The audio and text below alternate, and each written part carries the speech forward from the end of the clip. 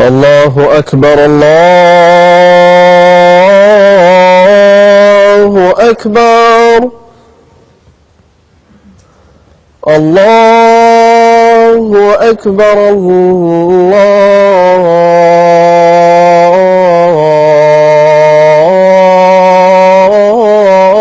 الله أكبر. أشهد أن لا إله إلا الله.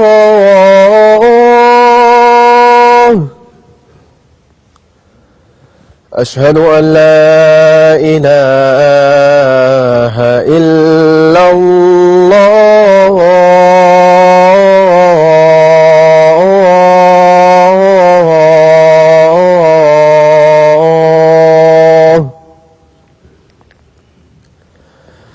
أشهد أن محمدًا رسول الله.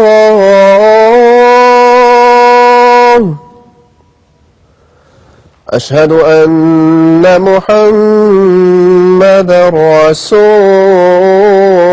الله.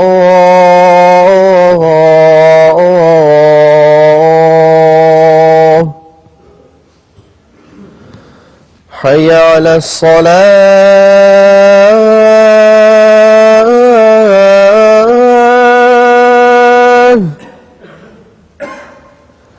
حي على الصلاة.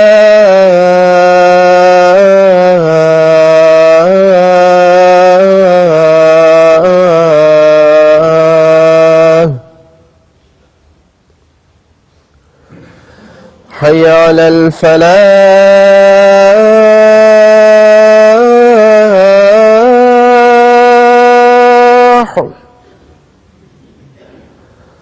حي على الفلاح.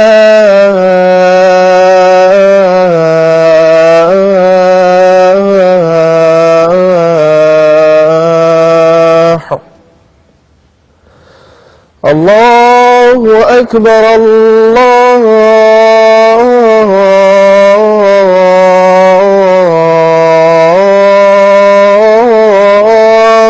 أكبر. لا إله إلا الله.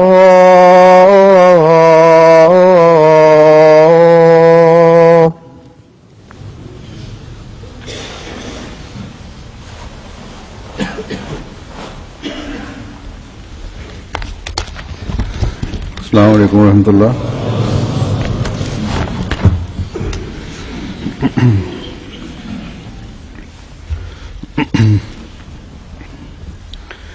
أشهد أن لا إله إلا الله وحده لا شريك له وأشهد أن محمدا عبده ورسوله. أما بعد فأعوذ بالله من الشيطان الرجيم. بسم الله الرحمن الرحيم. الحمد لله رب العالمين الرحمن الرحيم مالك يوم الدين. إياك نعبد وإياك نستعين. اهدنا الصراط المستقيم صراط الذين أنعمت عليهم غير المغضوب عليهم الضالين وكذلك جعلنا لكل نبي عدوا من المجرمين وكفى بربك هاديا ونصيرا.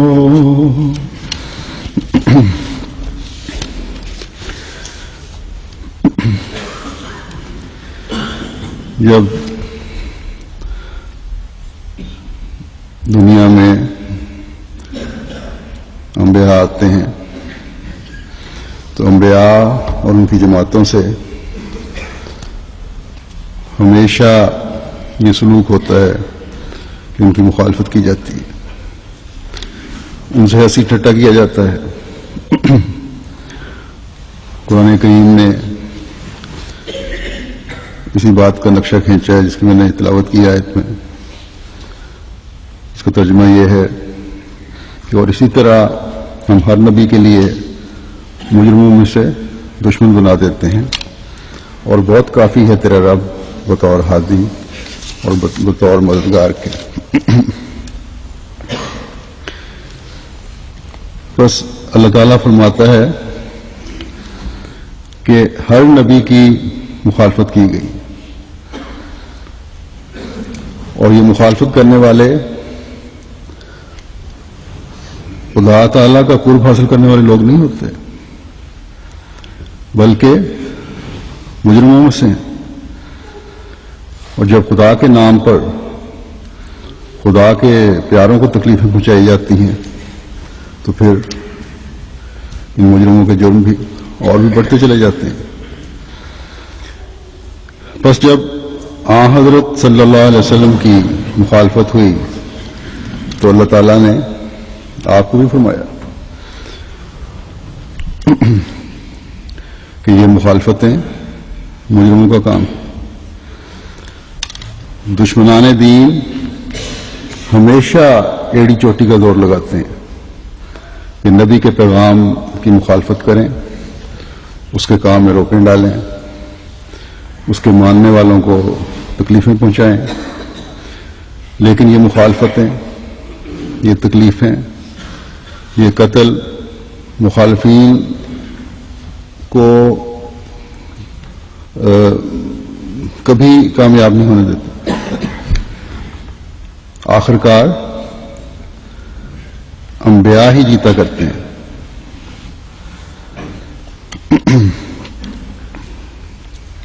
اور مخالفین اللہ تعالیٰ کے عذاب کا نشانہ بنتے ہیں. مکہ میں یہ صورت نازل ہوئی، سورۃ الفرقان، جس کی آیت میں نے پڑھی ہے. مخالفین نے وہاں کیا کیا ظلم آن حضرت صلی اللہ علیہ وسلم اور آپ کے ماننے والوں پر نہیں کیے.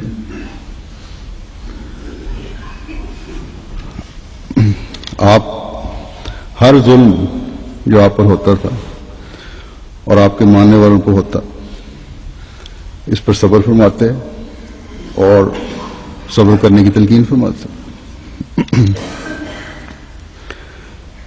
تاریخ میں کئی دردناک واقعات ہیں اس بارے میں. ایک واقعہ اس طرح بیان ہوا ہے جو عمار، ان کے والد یاسر اور والدہ سمیہ کا آتا ہے، جن پر بے انتہا ظلم کیا جاتا تھا. ایسے ایک موقع پر جب ان کو جسمانی اذیتیں دی جا رہی تھی تو آن حضرت صلی اللہ علیہ وسلم کا گزر ہوا وہاں سے. تو آن حضرت صلی اللہ علیہ وسلم نے ان کی طرف دیکھا اور بڑے درد مند لہجے میں فرمایا کہ صبرن آل یاسر فإن موعدکم الجنہ، کہ اے آل یاسر صبر کرتے رہو، یقیناً تمہارے اس صبر کی وجہ سے تمہارے لیے جنت تیار کی گئی ہے. یاسر تو اس وقت اس اذیت کے دوران چند لمحوں میں ہی شہید ہو گئے. اور بوڑھی سمیہ جن میں کچھ جان تھی، ان کو ابو جہل نے ایک ایسا نیزہ مارا جو ان کے پیٹ کے نچلے حصے میں لگا اور وہیں تڑپتے ہوئے جان دے دی۔ تو یہ ظلم تھے جو آن حضرت صلی اللہ علیہ وسلم کے ماننے والوں سے بھی روا رکھے گئے تاکہ کوئی آپ کے قریب نہ آئے، لیکن ان ظلموں سے شہید روحوں کو اور توجہ پیدا ہوئی۔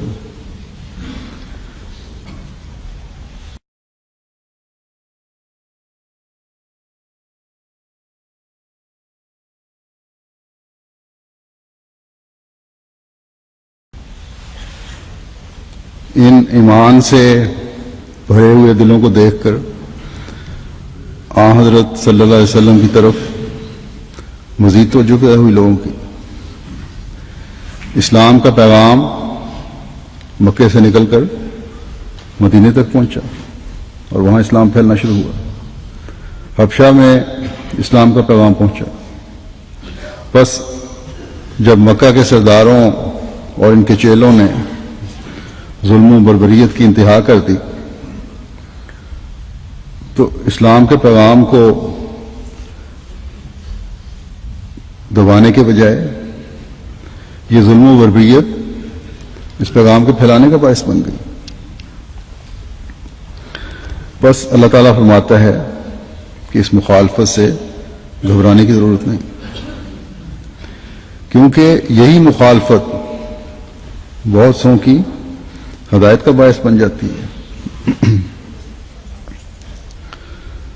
اور اللہ تعالیٰ نصیر بھی ہے، ہادی بھی ہے، ہدایت دیتا ہے، نصیر بھی ہے، مدد کرتا ہے۔ وہ یقیناً تمہاری مدد کرے گا، اور تمام تر مخالفتوں کے باوجود غلبہ اس کا ہوگا جس سے خدا تعالیٰ نے معمور فرمایا ہے۔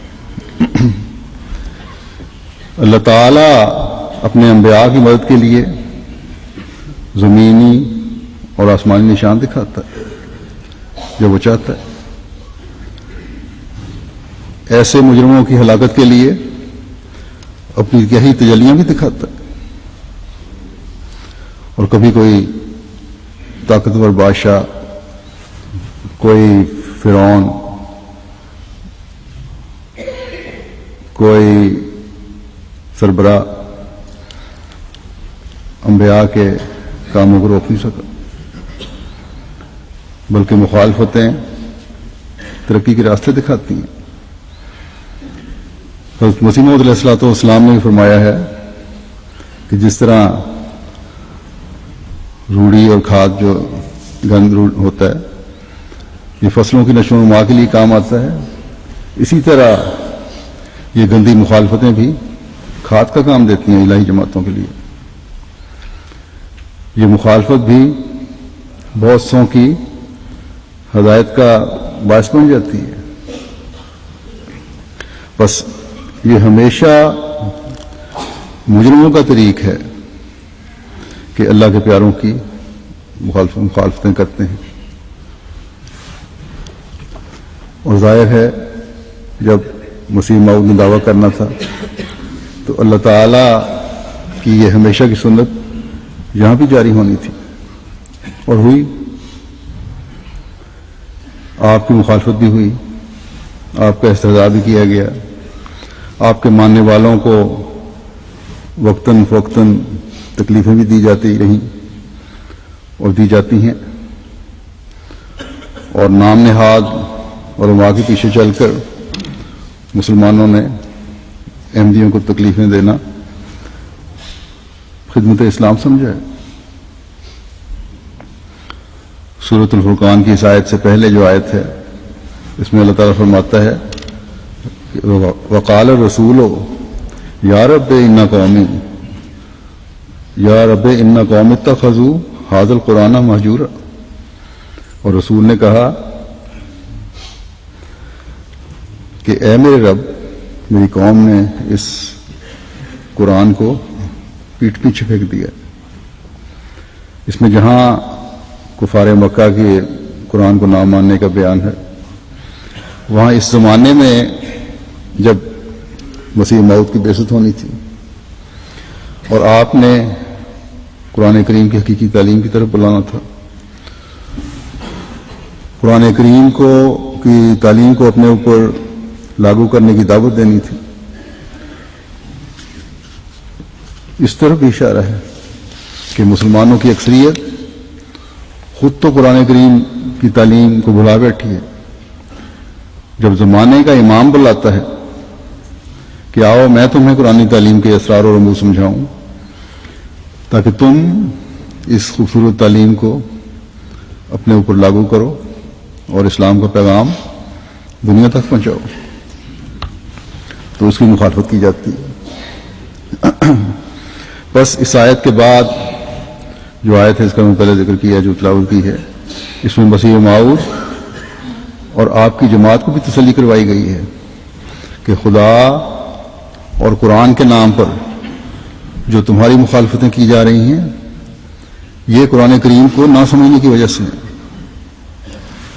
لیکن فکر کی کوئی بات نہیں، انبیاء سے یہی سلوک ہوتا ہے اور اللہ تعالیٰ ہادی ہے، وہ انشاءاللہ تعالیٰ بہت سوں کے ہدایت کے سامان بھی فرمائے گا اس سلوک کی وجہ سے. وہ تمہارا نصیر و مددگار بھی ہے. جو مجرم ہیں، جو نام نہاد علماء ہیں، جو لیڈر ہیں، جو عوام الناس کو مخالفتوں پر ابھارتے ہیں، ان کی کوششیں کبھی کامیاب نہیں ہوں گی اور یقیناً کامیابیاں مسیح موعود کی جماعت کو ہی ملنی ہے انشاءاللہ. بس چاہے یہ لوگ مخالفتیں کریں یا جتنا بھی زور لگانا ہے کسی بھی رنگ میں لگا لیں، ان کی کوئی کوشش کبھی کامیاب نہیں ہوگی اور یہ سب مخالفتیں ایک دن ان مخالفین پر ہی الٹائی جائیں گی. بس اگر کوئی خوف خدا ہے ان مخالفین سے میں کہتا ہوں تو خدا تعالیٰ کی اس لاٹھی سے ڈرو جو بے آواز ہے اور اس کے عذابوں سے پناہ مانگو، کیونکہ وہ اپنے پیاروں کے لیے بہت غیرت دکھاتا ہے. بس یہ موقع جو اللہ تعالیٰ دے رہا ہے اس سے فائدہ اٹھانے کی کوشش کرنی چاہیے مخالفین کو، بجائے نام نہاد علماء کے پیچھے چل کر اپنی دنیا و آخرت خراب کرنے کے. اس شخص کی بات سنیں جو بڑے درد سے یہ کہتا ہے کہ ایک شخص جو نہایت ہمدردی اور خیر خواہی کے ساتھ اور پھر میری ہمدردی ہی نہیں بلکہ خدا تعالیٰ کے حکم اور ایما سے اس طرف بلاوے تو اسے کذاب اور دجال کہا جاتا ہے.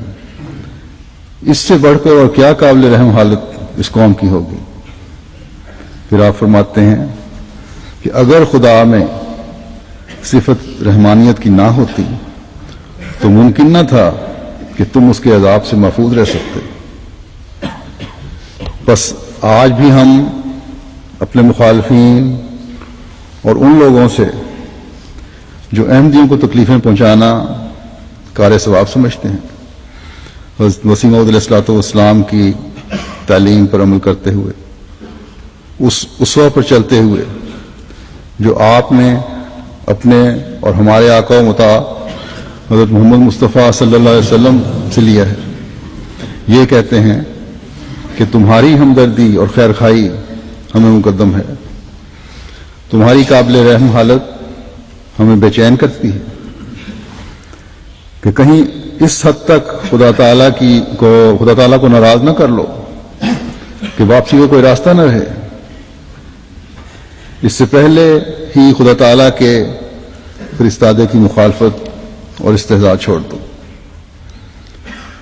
امام وقت کے ماننے والوں کو خدا کے نام پر اذیتوں اور تکلیفوں کا نشانہ نہ بناؤ. حضرت مسیح موعود علیہ الصلوۃ والسلام فرماتے ہیں اے سونے والو بیدار ہو جاؤ، انہی مخالفین کو مخاطب کرتے ہوئے، اے غافلو اٹھ بیٹھو کہ ایک انقلاب عظیم کا وقت آ گیا، یہ رونے کا وقت ہے نہ سونے کا، اور تضرع کا وقت ہے نہ ٹھٹھے کا، اور ہنسی اور تکفیر بازی کا۔ دعا کرو کہ خداوند کریم تمہیں آنکھیں بخشے تا تم موجودہ ظلمت کو بھی بتمام و کمال دیکھ لو، اور نیز اس نور کو بھی جو رحمت الہیہ نے اس ظلمت کو مٹانے کے لیے تیار کیا ہے۔ پچھلی راتوں کو اٹھو اور خدا تعالیٰ سے رو رو کر ہدایت چاہو، اور ناحق حقانی سلسلے کے مٹانے کے لیے بد دعائیں مت کرو اور نہ منصوبے سوچو۔ خدا تعالیٰ تمہاری غفلت اور بھول کے ارادوں کی پیروی نہیں کرتا، وہ تمہارے دماغوں اور دلوں کی بیوقوفیاں تم پر ظاہر کرے گا اور اپنے بندے کا مددگار ہوگا، اور اس درخت کو کبھی نہیں کاٹے گا جس کو اس نے اپنے ہاتھ سے لگایا ہے۔ خدا کرے کہ ہمارے مخالفین کو عقل آ جائے اور وہ امام وقت کی مخالفت ترک کریں اور اس درد مندانہ پیغام کو سمجھیں۔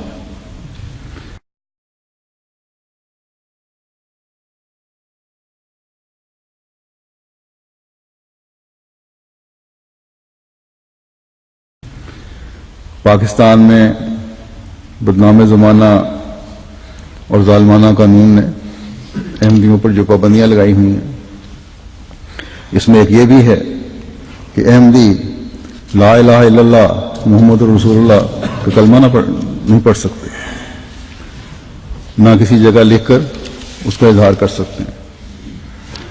وقتاً فوقتاً انتظامیہ جو ہے وہ احمدیوں کو اپنے ظلم کا نشانہ بنانے کے لیے اس قانون کو استعمال کرتی رہتی ہے اور اس سے فائدہ اٹھانے کی کوشش کرتے ہیں مولویوں کو خوش کرنے کے لیے۔ گزشتہ دنوں سرگودے کے ایک گاؤں چک منگلے میں رات کے وقت پولیس آئی اور احمدیہ مسجد پر سامنے جو کلمہ ویزاں تھا تختی پر لکھا ہوا، اس کو ایک بچہ وہاں کھڑا تھا، اس کو کہا اتار دو، اور اتار کر وہ تختی لے گئی۔ بہرحال جماعت نے راتوں رات ہی دوبارہ کلمہ لکھ دیا۔ وہ بچہ چھوٹا تھا، احمدی تھا، بچے کو کس طرح ڈرا دھمکا کر انہوں نے یہ کام کروایا، اس کی تفصیل تو نہیں آئی، کس طرح تختی اتاری اس نے، مٹایا تو بہرحال نہیں، تختی اتار کے ان کو دی، لیکن یہ بھی نہیں ہونا چاہیے تھا۔ میں ہر احمدی بچے کو یہ نصیحت کرتا ہوں کہ آئندہ کہیں بھی کوئی ایسا واقعہ ہو تو بچے پولیس کو یہی کہیں کہ تم نے اتارنا ہے تو اتار لو، میں تو ایسی حرکت کبھی نہیں کر سکتا، چاہے جتنا بھی ظلم تم کرنا چاہتے ہو ہم پر کر لو۔ ہر احمدی یاد رکھے کہ یہ کلمہ ہے جس کی ہر بڑے بچے مرد عورت نے حفاظت کرنی ہے۔ اگر قانون نافذ کرنے والے ادارے یا ادارے کے افراد یہ حرکت کرتے ہیں تو کریں، ہم قانون سے نہیں لڑتے، لیکن ہر احمدی کو یاد رکھنا چاہیے کہ ہم نے کبھی اس بارے میں ان کا مددگار نہیں بننا کسی بھی صورت میں، تاکہ قیامت کے دن یہ کلمہ ہمارے حق میں گواہی دے اور انہیں مجرم ٹھہرائے۔ پاکستان کا قانون کہتا ہے کہ احمدی کیونکہ ان کی بنائی ہوئی تاریخ کے مطابق مسلمان نہیں ہیں، اس لیے کلمہ پڑھنے اور لکھنے کی بھی مجاز نہیں ہے۔ ہم کہتے ہیں کہ ہمیں تمہاری تعریف کی ضرورت نہیں، اللہ اور اس کے رسول نے کہہ دیا کہ جو کلمہ پڑھے وہ مسلمان ہے، بلکہ اللہ تعالیٰ حدیث میں آتا ہے، آپ نے فرمایا کہ سب سے افضل ذکر جو ہے اور ایک مسلمان کو، ایک شخص کو مومن بناتا ہے، وہ صرف لا الہ الا اللہ کہنا ہی ہے۔ ہمارے ایمان اور اسلام کو ہم سے کوئی نہیں چھین سکتا. بلکہ اللہ تعالیٰ قرآن کریم میں فرماتا ہے کہ لمن القا علیکم السلام لست مومنا، اور جو تم پر سلام بھیجے اسے یہ نہ کہا کرو کہ تو مومن نہیں ہے. اور احمدی تو اللہ تعالیٰ کے فضل سے اللہ تعالیٰ، اس کے رسول صلی اللہ علیہ وسلم اور قرآن پر کامل ایمان رکھتے ہیں، اور تمام ارکان اسلام اور ارکان ایمان پر یقین رکھتے ہیں. اور یہ ایمان رکھتے ہوئے نہ صرف مسلمان ہیں بلکہ حقیقی مومن ہیں، کیونکہ احمدی ہیں جنہوں نے حضرت صلی اللہ علیہ وسلم کی پیشگوئی کو پورا کرتے ہوئے زمانے کے امام کو اسلام پہنچایا ہے اور ان کی جماعت میں شامل ہیں. یہ کلمہ مٹانے کا واقعہ صرف وہیں ایک گاؤں میں نہیں ہوا، بلکہ اسی دن یا ایک دن بعد ایک اور گاؤں میں بھی سرگو دے گئے، چاہے 152 شمالی میں بھی ہوا، وہاں بھی پولیس گئی. لیکن صدر جماعت نے ان سے کہا، دروازہ بند کر کے بیٹھ گئے کہ پولیس نے خود آنا ہے تو آئے، باوردی پولیس، اور کوئی اندر نہیں آ سکتا. بوڑھے آدمی تھے اور دل کے مریض بھی تھے. انہوں نے کہا جس نے کوئی اور اگر آئے گا تو میری لاش پر سے گزر کے جائے گا اندر. لیکن بہرحال ان کا نام ہے ملک عطا محمد صاحب، اور مسلسل اس دوران یہ کلمے کا ورد بھی کرتے رہے. پولیس بہرحال واپس چلی گئی، کلمہ نہیں مٹایا. لیکن صدر صاحب کے متعلق امیر صاحب ضلع نے لکھا ہے کہ اس وجہ سے کیونکہ دل کے مریض تھے، دل کی تکلیف بڑھ گئی، گھر گئے اور زیادہ طبیعت خراب ہو گئی. اس دوران پورے عرصے میں کلمے کا ورد کرتے رہے. گھر جا کے ان کو بڑی شدت سے ہارٹ اٹیک ہوا اور ان کی تھوڑی دیر وفات ہو گئی. انا للہ و انا الیہ راجعون. اللہ تعالیٰ ان کی درجات بلند کرے. کل میں نے ان کا جنازہ ویسے ایک جنازے کے ساتھ پڑھا دیا تھا. پاکستان میں آج کل مخالفت زوروں پر ہے. پاکستان کے احمدیوں کے لیے بھی بائک احمدی دعائیں کریں، اور پاکستانی احمدیوں کو بھی میں یاد دہانی کرواتا ہوں کہ اس وقت پاکستان کی بقا بھی احمدیوں کی دعاؤں میں ہے. اس لیے بہت زیادہ دعائیں کریں. نام نہاد علماء کفر کے فتووں سے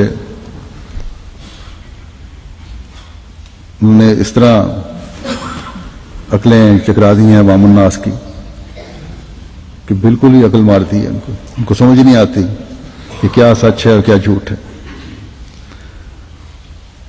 بعض تو ایسے ہیں یہ لوگ جو مجرم ہیں، یہ قرآن کریم میں جن کا ذکر آتا ہے، اور ان علماء کے دست راست ہیں جن سے کسی نیکی کی امید رکھنا بس ہے، فضول ہے.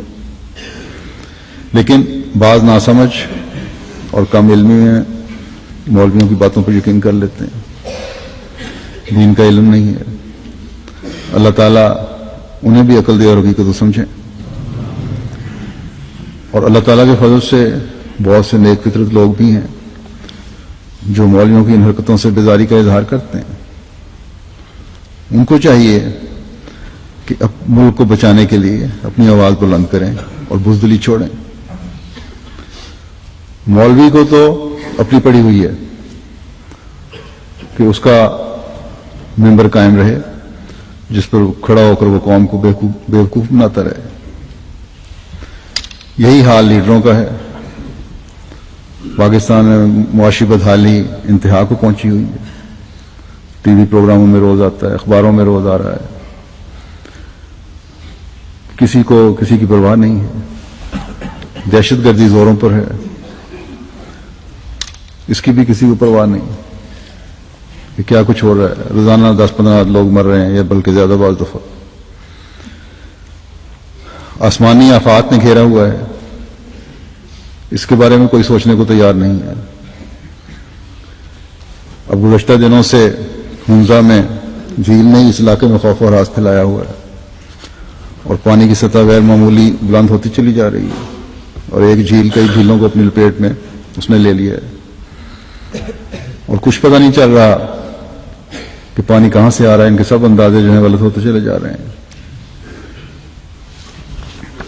کئی دیہات جو ہیں، کئی گاؤں پانی کی لپیٹ میں آ گئے ہیں۔ پہاڑی کی طرف اوپر چڑھتے ہیں تو اوپر پانی پہنچ جاتا ہے۔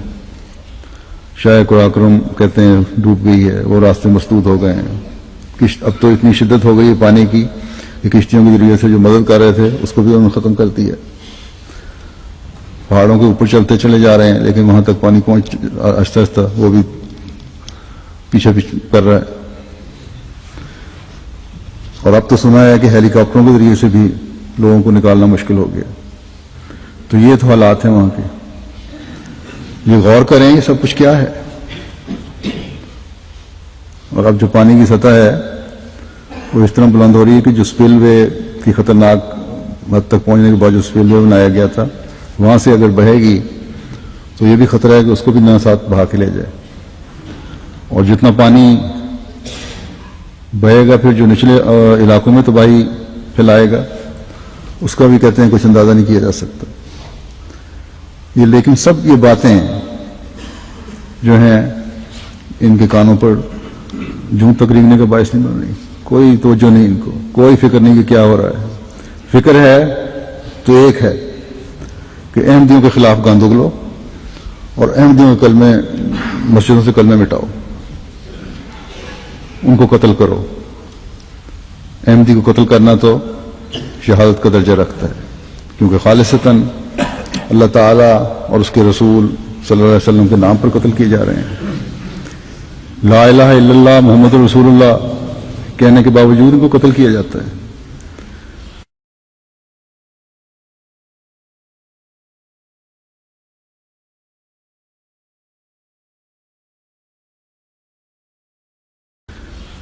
حضرت صلی اللہ علیہ وسلم نے تو فرمایا تھا کہ تم نے دل چیر کر دیکھا تھا کہ کلمہ دل سے پڑھ رہا ہے یا اوپری منہ سے پڑھ رہا ہے؟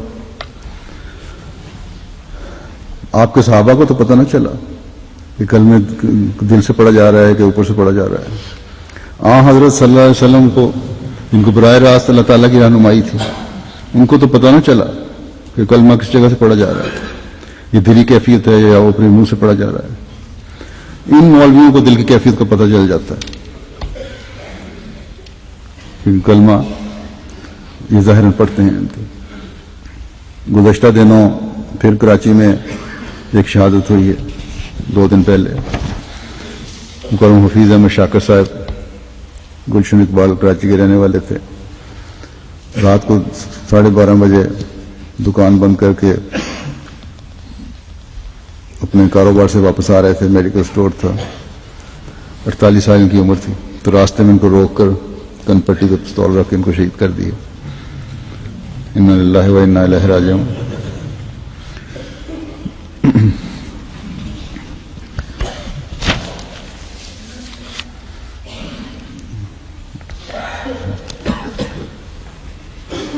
خادم کی حیثیت سے بھی اور بعد میں انصار اللہ جانے کے بعد ناصر کی حیثیت سے بھی یہ بڑے ایکٹیو ممبر تھے۔ خاص طور پر قرآن کریم کی تلاوت کا ان کو بڑا شوق تھا، اس میں پوزیشن ہمیشہ لیا کرتے تھے۔ نہایت شریف النفس اور فدائی احمدی تھے۔ ان کی اہلیہ کے علاوہ ان کی والدہ بھی حیات ہیں، 2 بیٹیاں قرۃ العین عمر 19 سال اور طوبہ عمر 14 سال، اور ایک بیٹا ہے فائق احمد عمر 17 سال۔ اللہ تعالیٰ ان کے والدہ کو اور بچوں کو صبر عطا فرمائے، ان کے درجات بلند فرماتا رہے۔ تو یہ سب ظلم، جیسا کہ میں نے کہا، یہ شہادتیں، یہ تکلیفیں، یہ قتل، یہ کلمے مٹانے ان مولویوں کے بھڑکانے کی وجہ سے ہو رہے ہیں۔ مسلمان اور مومن کی تعریف جو اللہ تعالیٰ اور اس کے رسول نے کی ہے وہ تو میں نے بتا دی کہ کیا ہے۔ اب ان قتل کرنے کے والوں کے بارے میں قرآن کریم کیا کہتا ہے؟ فرماتا ہے وَمَن يَقْتُلْ مُؤْمِنًا مُتَعَمِّدًا فَجَزَاؤُهُ جَهَنَّمُ خَالِدًا فِيهَا وَغَضِبَ اللَّهُ عَلَيْهِ وَلَعَنَهُ وَأَعَدَّ لَهُ عَذَابًا عَظِيمًا، اور جو جان بوجھ کر کسی مومن کو قتل کرے تو اس کی جزا جہنم ہے، وہ اس میں لمبا عرصہ رہنے والا ہے، اور اللہ اس پر غضبناک ہوا اور اس پر لعنت کی، اور اس نے اس کے لیے بہت بڑا عذاب تیار کر رکھا ہے۔ اور پھر احمدی تو ایک طرف رہے، جیسا کہ میں نے بتایا ہے کہ ایک دوسرے کی مخالفت میں جو خود یہ تعریف کرتے ہیں، نام نہاد تعریف جو مسلمان کی، ایک دوسرے کی مخالفت میں اس تعریف کے مطابق جس کو مسلمان کہتے ہیں ان کو بھی قتل کرتے چلے جا رہے ہیں۔ روزانہ پاکستان میں قتل ہو رہے ہیں۔ ذرا علماء اس بات پر بھی تو غور کریں، کسی جرم کے لیے ابھارنے والا اور پلاننگ کرنے والا اسی طرح مجرم ہوتا ہے جس طرح وہ عمل کرنے والا مجرم ہے۔ بہرحال ہماری طرف سے تو یہ معاملہ اللہ تعالیٰ کے سپرد ہے، اور ہم نے ہمیشہ صبر کیا ہے اور صبر کرتے چلے جائیں گے انشاءاللہ تعالیٰ۔ اور اللہ تعالیٰ شہیدوں کے بارے میں فرماتا ہے کہ وَلَا تَحْسَبَنَّ الَّذِينَ قُتِلُوا فِي سَبِيلِ اللَّهِ أَمْوَاتًا بَلْ أَحْيَاءٌ عِندَ رَبِّهِمْ يُرْزَقُونَ، اور جو لوگ اللہ کی راہ میں قتل کیے گئے ان کو ہرگز مردہ گمان نہ کر، بلکہ وہ تو زندہ ہیں اور انہیں ان کے رب کے ہاں رزق عطا کیا جا رہا ہے۔ بس شہیدوں کے لیے تو اخروی نعمتوں کا فیضان جاری ہے جس کا وعدہ اللہ تعالیٰ نے فرمایا ہے، اور ہمیشہ کی زندگی ان کا مقدر بن گئی ہے۔ لیکن مخالفین کے بارے میں فرماتا ہے کہ وَتَجْعَلُونَ رِزْقَكُمْ أَنَّكُمْ تُكَذِّبُونَ، کہ اپنا حصہ رزق تم نے صرف جھٹلانا بنا لیا۔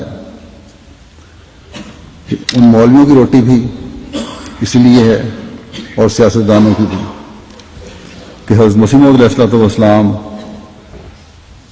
کی تکذیب کی جائے، آپ کو جھٹلایا جائے، گویا یہی رزق ان کا ذریعہ بن گیا، یا ان کے جھٹلانا جو ہے ان کے رزق کا ذریعہ بن گیا، اور حقیقی رازق کو وہ بھول چکے ہیں جو اللہ تعالیٰ کی ذات ہے۔ بس جھٹلانے اور قتل کرنے کی سزا کا اعلان خود خدا تعالیٰ نے سورہ نساء کی جو پہلے آیت میں نے پڑھی ہے اس میں بیان کر دیا۔ بس یہ خوف کا مقام ہے، ان کو کچھ ہوش کرنی چاہیے۔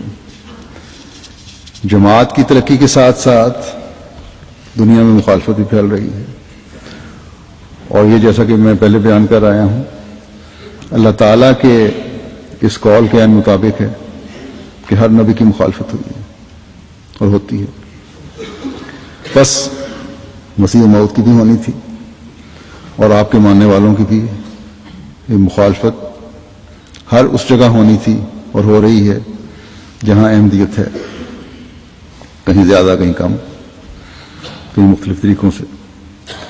تو آج کل جیسا کہ میں گزشتہ خطبے میں بتا چکا ہوں، مصر میں بھی جماعت کی مخالفت بہت زیادہ ہے، اور اس مخالفت کی وجہ سے حکومت کے بعض ادارے بھی مولویوں کے پیچھے لگ کر اس میں شامل ہو گئے ہیں اور احمدیوں کو حراست میں رکھا ہوا ہے، اور ان پر الزامات ہیں جن میں سے ایک یہ بھی ہے کہ نعوذ باللہ احمدی حضرت مرزا غلام احمد قادیانی علیہ السلام کو خاتم النبیین مانتے ہیں۔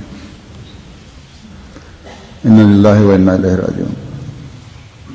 ہمارے نزدیک حضرت صلی اللہ علیہ وسلم کا مقام سب سے افضل ہے، اور آپ کے بعد نہ کوئی شرعی نبی آ سکتا ہے اور نہ قرآن کریم کے بعد کوئی اور شرعی کتاب اتر سکتی ہے۔ بس حضرت مرزا غلام احمد علیہ السلام کا ایک دعویٰ ہے تو خالصتاً آپ کی غلامی میں اور آپ سے فیض پاتے ہوئے دعویٰ ہے،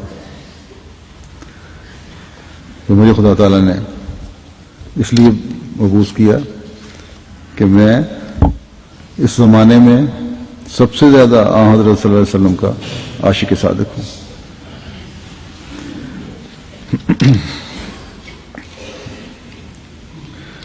بس آنکھیں بند کر کے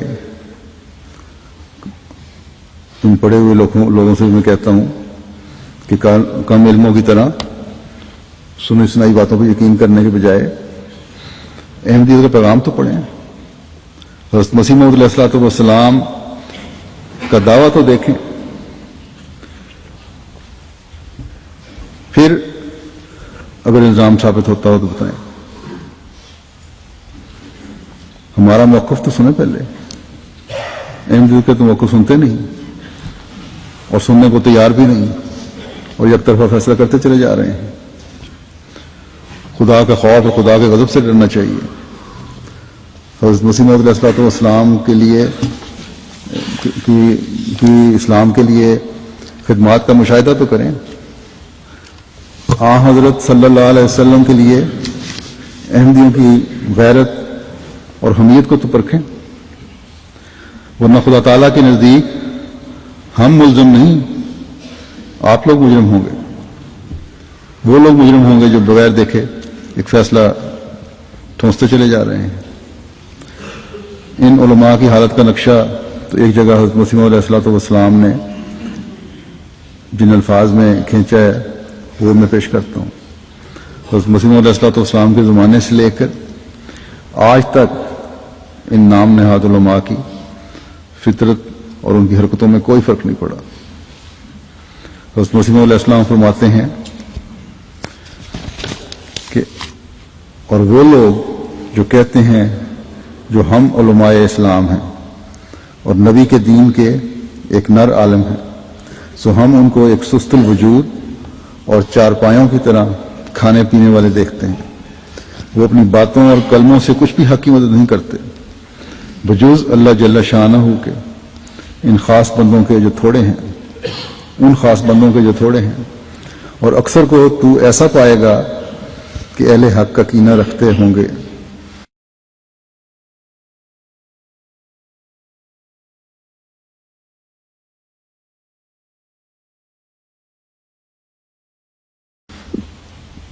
کبھی ایسا نہیں ہوا کہ کوئی حق کی بات سن کر ان میں شور و غوغا پیدا نہ ہو.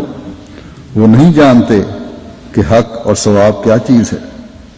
وہ فتنہ سے باز نہیں آتے اور حق کے ساتھ باطل باتوں کو ملاتے ہیں تا اپنی نکتہ چینی سے جاہلوں کو دھوکے میں ڈالیں.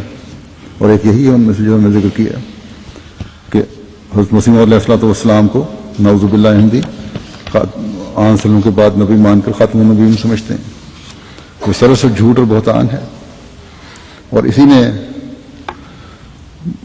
کم علم اور معصوم لوگوں کو احمدیوں کے خلاف بھڑکایا ہوا ہے. پھر آپ فرماتے ہیں اور وہ شخص جس کو خدا تعالیٰ نے لوگوں کی اصلاح کے لیے کھڑا کیا ہے اس کو ایک خناس سمجھتے ہیں اور مومنوں کو کافر ٹھہراتے ہیں.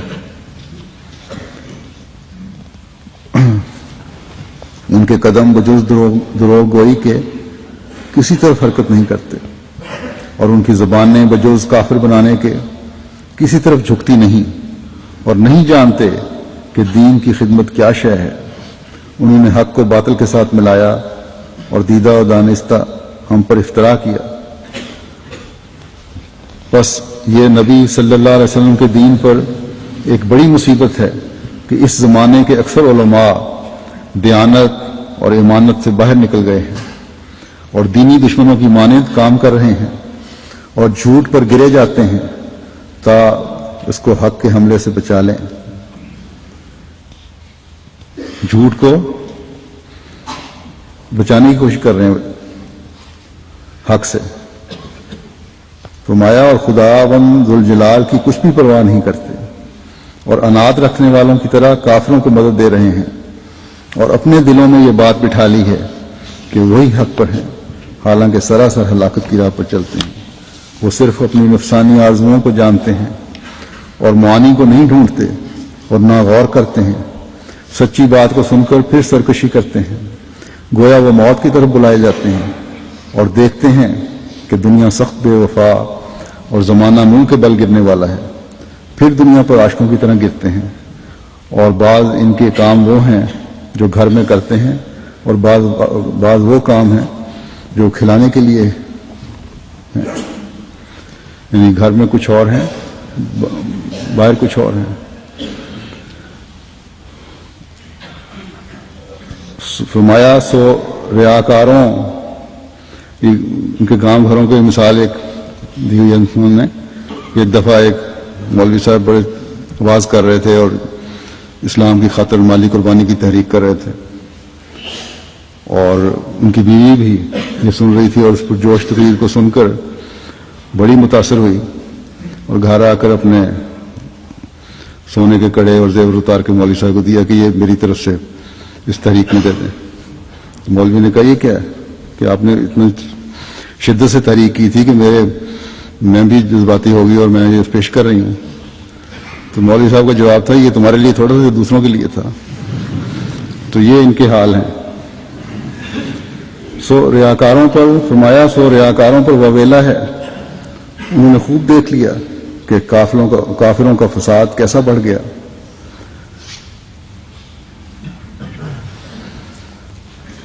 کافروں کا فساد کیسا بڑھ گیا ہے، اور وہ خوب جانتے ہیں کہ دین شریروں کا نشانہ بن گیا ہے۔ یہ سب جو ضرورت بڑھتی جا رہی ہے غیروں کی بھی، یورپ میں بھی، اور بعض جگہ جو ویب سائٹس پہ یا اخباروں میں جو آن حضرت صلی اللہ علیہ وسلم کے خلاف مواد دیا جاتا ہے، یا پاکستان میں فیس بک بند کر دی گئی ہے، فیس بک پر دیے گئے ہیں کچھ بےہودہ آن حضرت صلی اللہ علیہ وسلم کے خلاف چیزیں۔ تو یہ دشمنی یہ صرف اس لیے ہے کہ ان کو پتہ ہے ان سب کو کہ مسلمان ایک نہیں ہیں، اور جو چاہے کر لو، اور کبھی اکٹھے نہیں ہو سکتے، اور بڑی جلدی بکنے والے ہیں، اور زمانے کا امام جو مرد میدان بن کر آیا ہے، جو اسلام کے دفاع کے لیے آیا ہے، اس کی مدد کرنا نہیں چاہتے۔ تو حضرت مسیح علیہ السلام فرما رہے ہیں کہ کافروں کا فساد کیسا بڑھ گیا ہے خوب دیکھتے ہیں اور خوب جانتے ہیں کہ دین شریروں کا نشانہ بن گیا ہے، اور حق بدکاروں کے پیروں کے نیچے کچلا گیا ہے، پھر غافلوں کی طرح پوڑے سوتے ہیں، اور دین کی ہمدردی کے لیے کچھ بھی توجہ نہیں کرتے۔ ہر یک دکھ دینے والی آواز کو سنتے ہیں، پھر کافروں ناپاکوں کی باتوں کی کچھ بھی پرواہ نہیں رکھتے، اور ایک ذی غیرت انسان کی طرح نہیں اٹھتے، بلکہ حملدار عورتوں کی طرح اپنے تئیں بوجھل بنا لیتے ہیں، حالانکہ وہ حملدار نہیں، اور جب کسی نیکی کی طرف اٹھتے ہیں تو سست اور ڈھیلے اٹھتے ہیں، اور تو محنت کشوں کے لچھن ان میں نہیں پائے گا، اور جب کوئی نفسانی حظ دیکھیں تو دیکھے گا کہ اس کی طرف دوڑتے بلکہ اچھلتے چلے جاتے ہیں، نفسانی خواہشات کی طرف اچھلتے ہیں۔ یہ تو فرمایا کہ یہ تو ہمارے بزرگ علماء کا حال ہے، مگر کافر تو اسلام کو مٹانے کے لیے سخت کوشش کر رہے ہیں، اور ان کے تمام مشورے اسی مقصد کے لیے ہیں اور باز نہیں آتے۔ یہ درد کا اظہار ہے جو حضرت مسیح علیہ السلام نے فرمایا، علماء کی حالت کا نقشہ کھینچ کر اور اسلام کی حالت کا بیان کر کے کہ کیا ہے اور کیا ان کو کرنا چاہیے اور کیا ان کے عمل ہے۔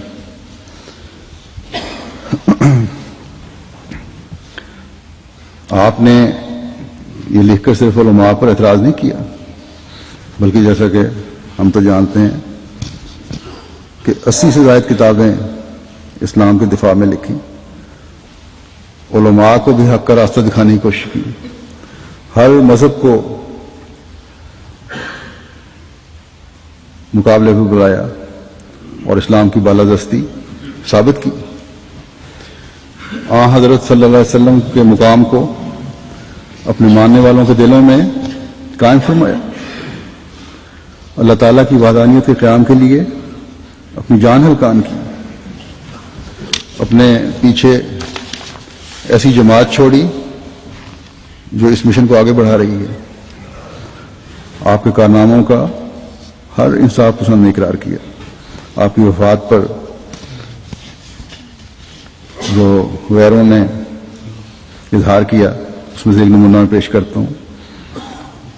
مولانا ابوالکلام آزاد جو ایک مسلمان لیڈر تھے، احمدی نہیں تھے، انہوں نے حضرت مسیح کی وفات پر لکھا کہ مرزا صاحب کی اس رفت نے ان کے بعض دعاوی اور بعض معتقدات سے شدید اختلاف کے باوجود ہمیشہ کی مفارقت پر مسلمانوں کو، ہاں تعلیم یافتہ اور روشن خیال مسلمانوں کو محسوس کرا دیا ہے کہ ان کا ایک بڑا شخص ان سے جدا ہو گیا، اور اس کے ساتھ مخالفین اسلام کے مقابلہ پر اسلام کی اس شاندار مدافعت کا جو اس کی ذات سے وابستہ تھی خاتمہ ہو گیا ہے۔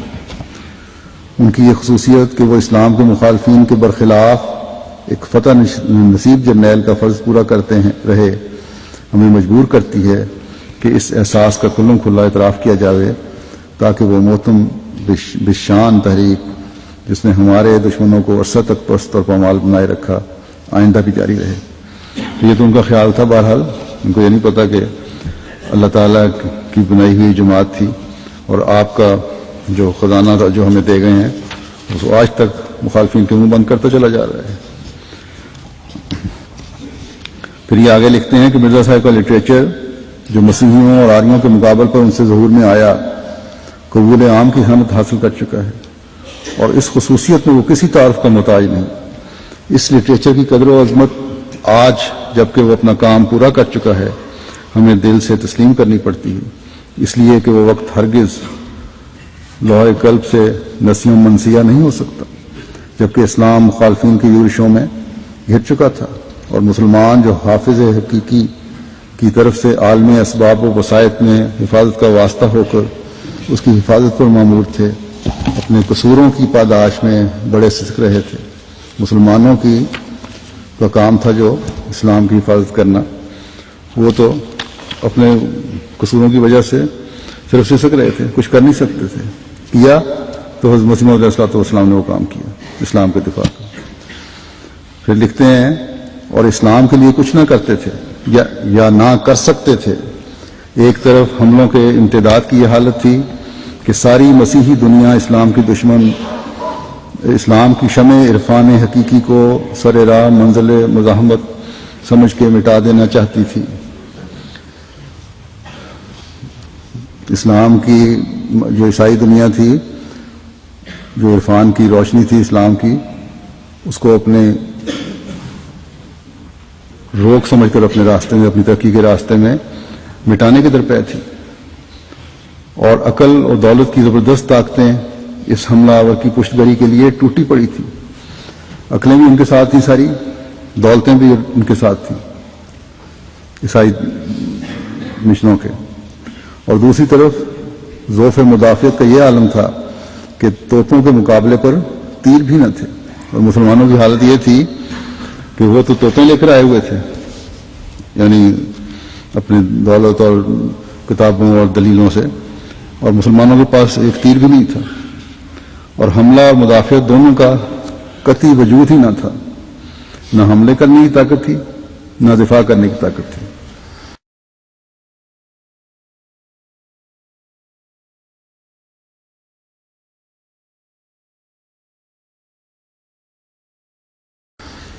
کہتے ہیں آگے کہ مسلمانوں کی طرف سے وہ مدافعت شروع ہوئی جس کا ایک حصہ مرزا صاحب کو حاصل ہوا۔ ایک حصہ کیا؟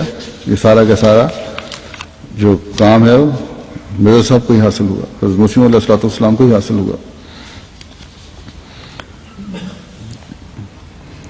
مسلمانوں ہی نہیں، جو مسلمان تھے، حقیقت پسند مسلمان تھے، جیسا کہ ایک میں نے بیان کیا ہے، انہوں نے تعریف نہیں کی حضرت مسیح علیہ السلام کے کام کی، بلکہ غیر مسلم بھی آپ کے کام سے خوفزدہ تھے۔ آپ علیہ السلام اسلام کے ایک عظیم جرنیل تھے۔ آپ کی تعلیم نے عیسائیوں کی ترقی کی راہیں روکی، اور عیسائیوں کو بھی یہ تسلیم کرنا پڑا کہ ان کی ترقی نہ صرف ہندوستان میں بلکہ افریقہ میں بھی جماعت احمدیہ نے جو اسلام کے پیغام کا طریقہ اختیار کیا ہے اس کی وجہ سے رک گئی ہے۔ اس کے دو نمونے پیش کرتا ہوں۔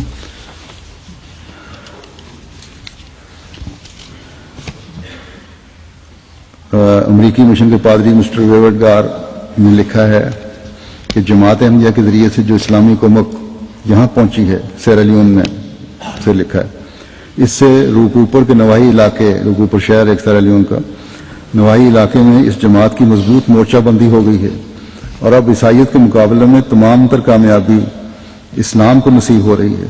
مثال کے طور پر اس مقابلہ کی سربراہی کے نتیجے میں تھوڑا عرصہ ہوا شہر کامیہ میں امریکن عیسائی مشن بند کرنا پڑا۔ پھر ایک اور عیسائی مصنف ہیں S G Williamson, professor Garner university کے، اپنی کتاب کرائسٹ اور محمد میں لکھتے ہیں کہ غانا کے شمالی حصے میں رومن کیتھولک کے سوا عیسائیت کے تمام اہم فرقوں نے محمد کے پیرووں کے لیے میدان خالی کر دیا ہے۔ اشانٹی اور گولڈ کوسٹ کے جنوبی حصوں میں عیسائیت آج کل ترقی کر رہی ہے، لیکن جنوب کے بعض حصوں میں خصوصاً ساحل کے ساتھ ساتھ احمدیہ جماعت کو عظیم الشان فتوحات حاصل ہو رہی ہیں۔ یہ خوشکن توقع کہ گولڈ کوسٹ جلدی عیسائی بن جائے گا اب مرز خطرے میں آ گیا ہے، اور یہ خطرہ ہمارے خیال کی وسعتوں سے کہیں زیادہ عظیم ہے، کیونکہ تعلیم یافتہ نوجوانوں کی ایک خاصی تعداد احمدیت کی طرف کھینچی چلی جا رہی ہے، اور یہ یقیناً یہ صورتحال عیسائیت کے لیے کھلا چیلنج ہے۔ تاہم یہ فیصلہ بھی باقی ہے کہ آئندہ افریقہ میں حلال کا غلبہ ہوگا یا صلیب کا، اور انشاءاللہ تعالی حلال کا ہی غلبہ ہونا ہے۔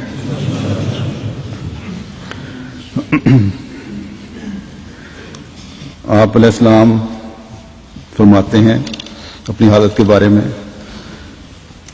کیا درد ہے کہ میری روزانہ زندگی کا آرام اسی میں ہے کہ میں اسی کام میں لگا رہوں، بلکہ میں اس کے بغیر جی ہی نہیں سکتا کہ میں اس یعنی خدا کا اور اس کے رسول صلی اللہ علیہ وسلم کا اور اس کی کلام کا جلال ظاہر کروں۔ مجھے کسی کی تکفیر کا اندیشہ نہیں اور نہ کچھ پرواہ، میرے لیے بس ہے کہ وہ راضی ہو جس نے مجھے بھیجا ہے۔ ہاں، میں اس میں لذت دیکھتا ہوں کہ جو کچھ اس نے مجھ پر ظاہر کیا وہ میں سب لوگوں پر ظاہر کروں، اور یہ میرا فرض بھی ہے کہ جو کچھ مجھے دیا گیا وہ دوسروں کو بھی دوں، اور دعوت مولا میں ان سب کو شریک کر لوں جو ازل سے بلائے گئے ہیں۔ میں اس مطلب کے پورا کرنے کے لیے قریباً سب کچھ کرنے کے لیے مستعد ہوں اور جاں فشانی کے لیے راہ پر کھڑا ہوں، اور امید رکھتا ہوں کہ وہ میری دعاؤں کو ضائع نہیں کرے گا اور میرے تمام ارادے اور امیدیں پوری کر دے گا۔ بس کیا ایسے شخص کے بارے میں یہ بےہودہ الزام لگایا جا سکتا ہے کہ نعوذ باللہ وہ اپنے آپ کو خاتم النبیین سمجھتا ہے اور اس کا مقام حضرت صلی اللہ علیہ وسلم سے اونچا ہے؟ ہم ہی ہیں جو حضرت مسیح موعود کی تعلیم کو سمجھتے ہوئے لا الہ الا اللہ محمد رسول اللہ کے حقیقی معنی کو سمجھنے والے ہیں۔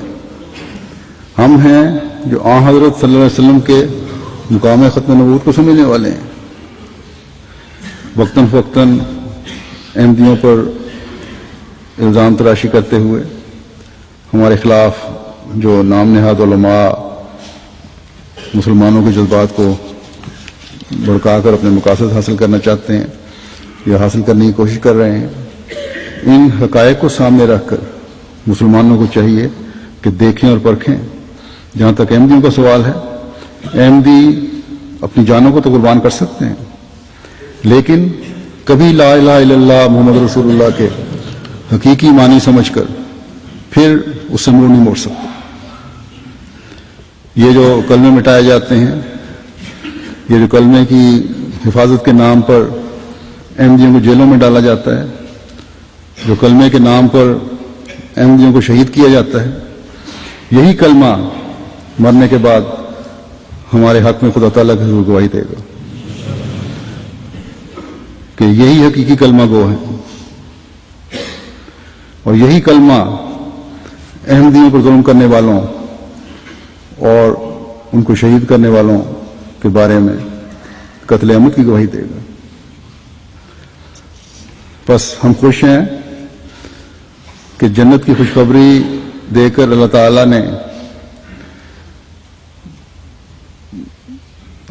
تعالیٰ ہمیں دائمی زندگی سے نواز رہا ہے، اور جہاں شہداء دائمی زندگی کی خوشخبری پا رہے ہیں، وہاں ہم سب جو ہیں اور ہم میں سے ہر ایک جو ثبات قدم کا مظاہرہ کر رہا ہے، اللہ تعالیٰ کے پیار کو یقین جذب کرنے والا ہے.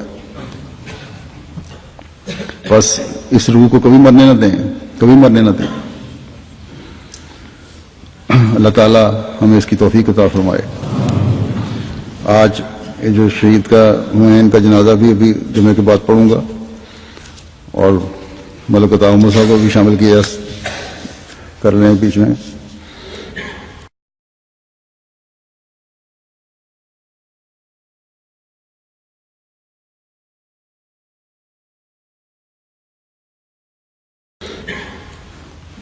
اسی طرح ہمارے مصر کے ایک احمدی احمد محمد حاتم حلمی شافی، یہ 20 مئی کو گردے فیل ہونے کی وجہ سے جوانی کی عمر میں بھی فوت ہو گئے.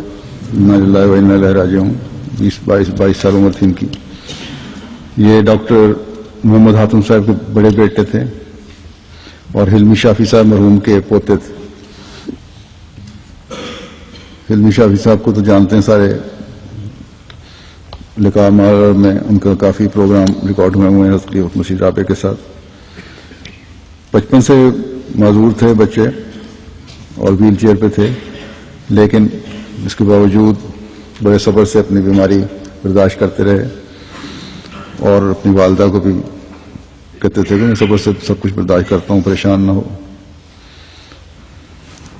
ان کی والدہ کہتی ہیں کہ میں حیران ہوتی تھی ان کی صبر دیکھ دیکھ کے، اور تسلی جب ان کو دلائی جاتی جو بیماری ان کی پڑی ہے تو خود ہی بڑے تسلی دیا کرتے تھے اپنی والدہ کو، اپنے عزیزوں کو. بس والدہ نے کہا کہ سب بہن بھائیوں سے بڑھ کر یہ ہماری اطاعت کرنے والے تھے، اور ان کے والد ڈاکٹر حاتم شافی صاحب جو ہیں، ان کو جو مصری میں نے ذکر کیا مصریوں کا کہ ان کو جیل میں رکھا ہوا ہے، ان میں سے ایک یہ بھی ہیں، اور صدر جماعت بھی ہیں حاتم صاحب. تو وہ جیل میں تھے جو فوت ہوئے ہیں. باوجود معذوری کے معذور تو تھے، لیکن بزنس کی ڈگری انہوں نے لی ہے، پڑھتے رہے ہیں، کمپیوٹر کے کورس کیے ہوئے تھے، اور یہ بڑا ارادہ رکھتے تھے کہ اپنے دادا مرحوم کی طرح جماعتی لٹریچر میں ان کے لیے مدد کریں گے ہمیشہ.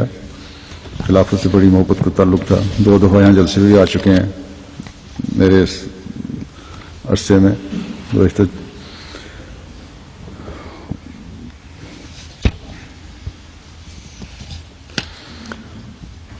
والدہ کہتی ہیں کہ وفات کے وقت ان کی زبان پہ جاری تھے الفاظ انا اولا بیت وضع للناس الذی ببکہ، اور پھر لبیک اللہم لبیک کا.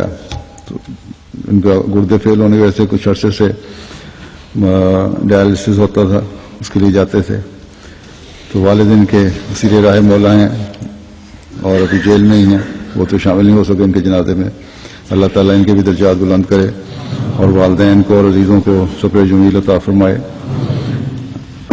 اور اللہ تعالیٰ ہر احمدی کو ہر شر سے ہمیشہ محفوظ رکھے.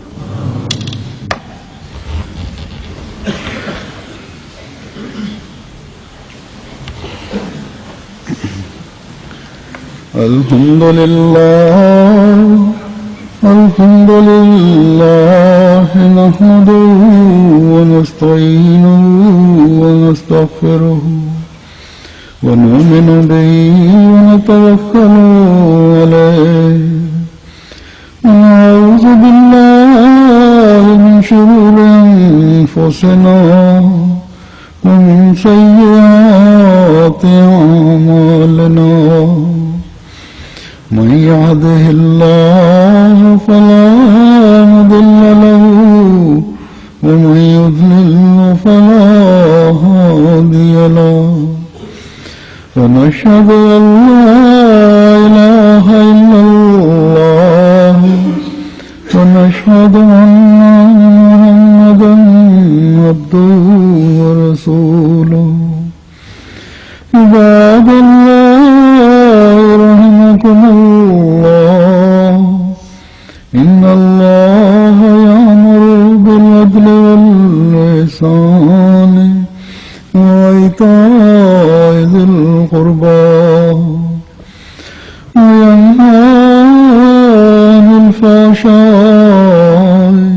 والمنكر والبغي يعظكم لعلكم تذكرون اذكروا الله يذكركم وادعوه يستجب لكم ولذكر الله أكبر